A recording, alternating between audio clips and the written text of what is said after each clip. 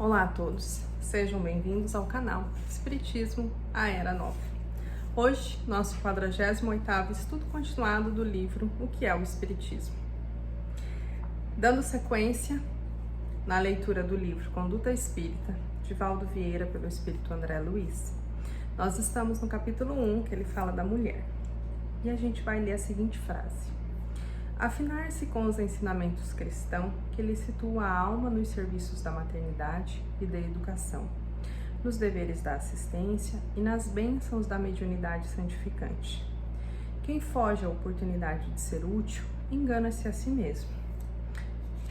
Lendo a frase seguinte, ele fala assim: sentir e compreender as obrigações relacionadas com as uniões matrimoniais do ponto de vista da vida multimilenária do espírito, reconhecendo a necessidade das provações regenerativas que assimilam a maioria dos consórcios terrestres.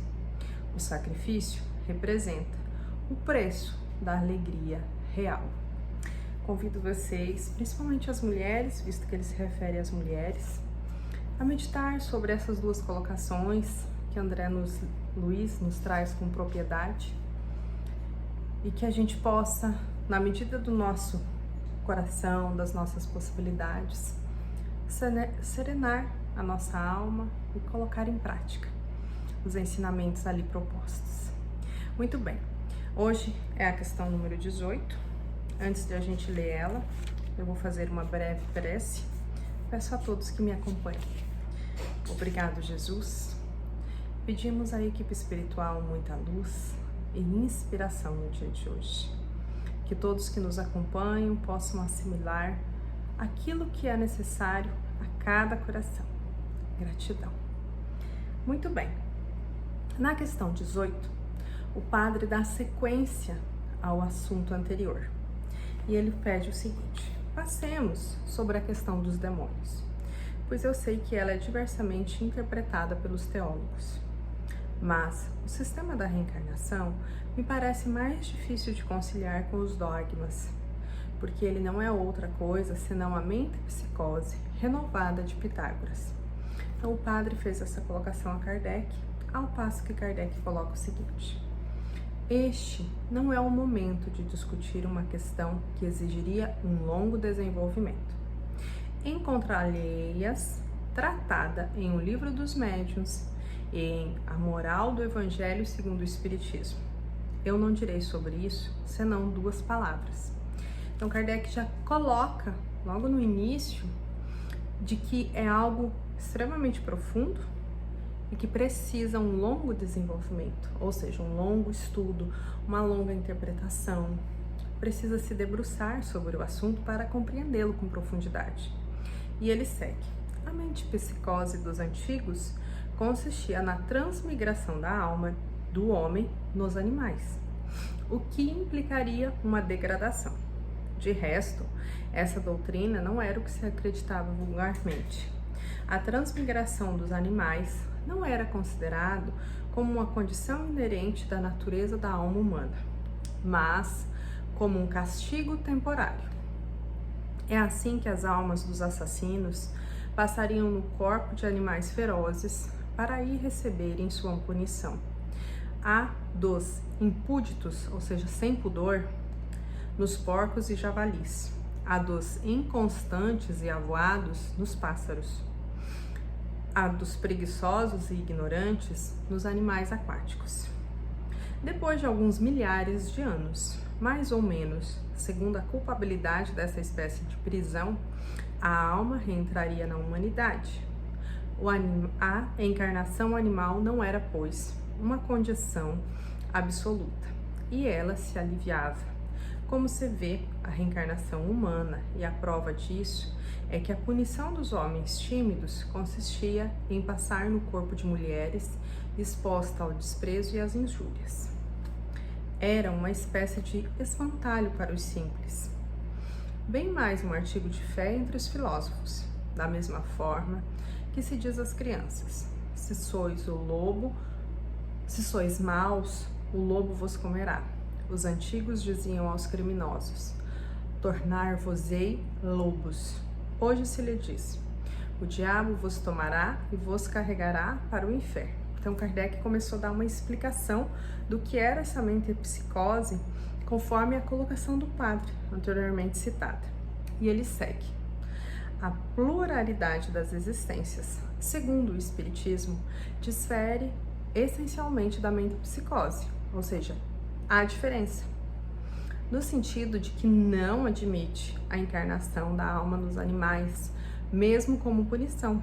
Os espíritos ensinam que a alma não retrograda, ou seja, não estaciona, mas que progride sem cessar. Suas diferentes experiências corporais se realizam na humanidade. Cada existência para ela, a alma, um passo adiante na senda do progresso intelectual e moral. O que é bem diferente. Não podendo adquirir um desenvolvimento completo em uma única existência, frequentemente abreviada por causas acidentais, Deus lhe permite continuar em uma nova encarnação a tarefa que ela não pôde acabar, ou de recomeçar a que fez mal. A expiação na vida corporal consiste nas tribulações que aí se suporta. Dando uma pausa na leitura e fazendo um adendo, as tribulações que se suporta como homem ou mulher, como ser humano. Porque a alma que já está no estado nominal, ela vai seguir o seu progresso espiritual neste estado. Não tem como ela voltar num corpo animal. Então a doutrina não admite isso, frisando, os espíritos ensinam que a alma não retrograda, mas que progride sem cessar. Voltando à resposta de Kardec. Quanto à questão de saber se a pluralidade das existências é ou não contrária a certos dogmas da Igreja, eu me limitarei a dizer isto. De duas coisas uma, ou a reencarnação existe ou não existe. Se ela existe é porque está nas leis da natureza.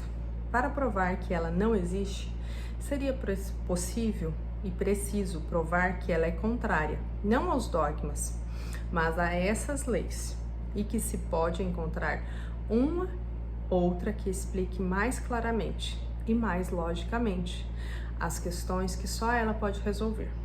De resto, é fácil demonstrar que certos dogmas aí encontram uma sanção racional que os faz aceito por aqueles que os repeliam por não compreendê-los. Não se trata, pois, de destruir, mas de interpretar o que acontecerá mais tarde pela força das coisas. Aqueles que não quiserem aceitar a interpretação estarão perfeitamente livres, como estão hoje, de crer que o Sol é que gira ao redor da Terra.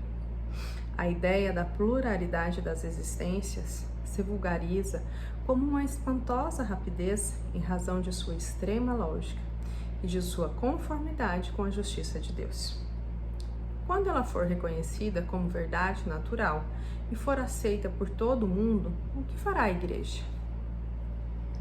Em resumo, a reencarnação não é um sistema imaginado pelas necessidades de uma causa, nem uma opinião pessoal. É ou não é um fato. Se está demonstrado que certas coisas que existem são materialmente impossíveis sem a reencarnação, é preciso admitir que elas são o fato da reencarnação, pois se ela está na natureza, não poderia ser anulada por uma opinião contrária. Eis a questão número 18, da parte 3 do diálogo entre o padre e Kardec. Aqui fica claro as colocações de Kardec. Reencarnação está na lei da natureza. O espírito não retrograda. Ele sempre vai progredir. Se ele não quiser progredir, o que acontece com ele? Ele vai estacionar. Ele vai ficar naquela fase evolutiva. Então, ele vai voltar numa nova experiência corporal, mas naquele momento que ele estacionou, emocional, mental, espiritualmente. Naquele ponto que ele está. Como uma série, se ele reprovou daquela série da escola, ele volta a repetir aquela série até que ele aprenda as lições que são necessárias para o seu desenvolvimento. Aprendido essa, ele vai para a série seguinte, ou seja, vem outros ensinamentos e assim é que o progresso se faz. Mas aqui Kardec e a gente, falando em nome da nossa doutrina tão amada, coloca-se assim, que ninguém precisa acreditar. está na lei da natureza. E que todas as consciências são livres para querer acreditar ou não. Mas Kardec deixa uma pergunta no ar. E quando isso for provado, o que a igreja fará? Ou seja, quando a ciência provar, e a gente já está vendo aí a física quântica, os estudos, provando os diferentes estados e graus e vibrações da matéria, e além de inúmeras outras ciências, certo? Das quais não precisamos citar aqui, nesse sentido, provando outras formas de vida, outras formas de vermos e de concedermos aquilo que nos rodeia, aquilo que a gente não está vendo. E aí ele pergunta, e quando for natural e aceita por todo mundo, o que fará a igreja? Isso não cabe a nós decidir, isso vai caber à igreja. O que Kardec deixa claro? Que é da natureza. A igreja concorde ou não nos seus dogmas, está na lei da natureza. Pronto. E que se está demonstrado, existe a encarnação. E só isso. E aí ele finaliza, né, a questão falando assim, é preciso admitir que elas, o fato da reencarnação, existe, pois está na lei da natureza. Não poderia ser anulada por uma opinião contrária. O que ele quer dizer? Não é que alguém tenha uma opinião contrária à reencarnação que ela não exista. Eu, por exemplo, posso ter uma opinião contrária sobre imensos assuntos, mas não quer dizer que esses assuntos não existam ou que eles não têm explicação. A única coisa que eu não tenho conhecimento sobre, ou não tenho capacidade para formar uma opinião sobre. Compreende? E tá tudo certo, tá tudo bem, cada um no seu nível evolutivo, cada um na sua forma de pensar, porque todos somos livres.